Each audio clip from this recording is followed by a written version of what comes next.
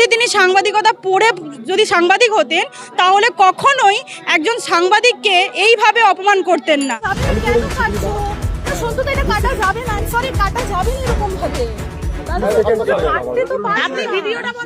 আমাদের বলা হয় ক্লিপ ডিলিট করো, ক্লিপ ডিলিট করো, ক্লিপ ডিলিট করো। এবার ওরা 30-35 জন মিলে দুজন সাংবাদিককে এরকম ভাবে কর্নার করে দিয়ে ওনাদের হাত থেকে ফোন নিয়ে নিয়ে বলবেন ক্লিপ ডিলিট করে দিন। This is not acceptable.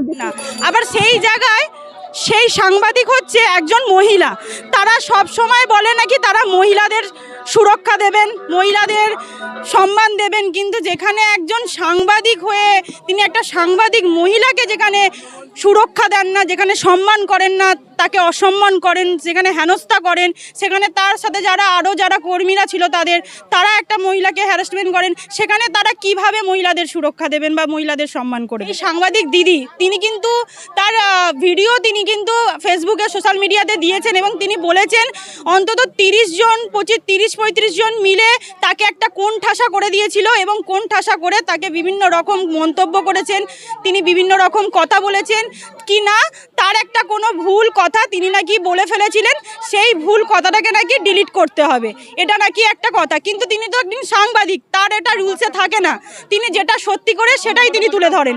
তারপরে তিনি কি করে পারেন, তিনি একটা সাংবাদিকতায় থেকে তিনি তার সেই রুলসটা ভেঙে সেই ভিডিওটাকে কি করে ডিলিট করে দিতে পারেন? তবুও নাকি তিনি বলেছিলেন যে ঠিক আছে আপনি যখন বলছেন আপনার এই ভিডিও ক্লিপটা আমরা দেব না, কিন্তু তার সেই কথাটাকে শোনা হয় না, তাকে জোর জবরদস্তি সেই বিজেপির কর্মীরা তাকে ঘিরে ধরে এবং একটা কোণঠাসা করে তার ফোন ছিনিয়ে নেয় এবং সেই ভিডিওটাকে ডিলিট করায়। এটাই হচ্ছে তাদের মানে রুচি। যদি তারা এরকমই করে আগামী দিন তো তারা পশ্চিমবাংলায় কোনোদিনই ক্ষমতায় আসছে না, কারণ আমরা দেখেছি মণিপুরের ঘটনা, আমরা উত্তরপ্রদেশ সেগুলো সমস্ত দেখেছি যে কিভাবে সেখানে মহিলাদের নারীদেরকে কিভাবে নারীরা সেখানে কতটা অসুরক্ষিততে আছে, কিভাবে নারীদের সেখানে বিভিন্ন রকমভাবে অসম্মান করা হয়, বিভিন্ন রকমভাবে নারীদের ক্ষতি করা হয়। তাহলে যেখানে তারা সেই জায়গাতে দায়িত্বে থেকে সেখানে যদি নারীদেরকে সম্মান না দিতে পারে তাহলে তারা এখানে কি করে নারীদেরকে সম্মান দেবে?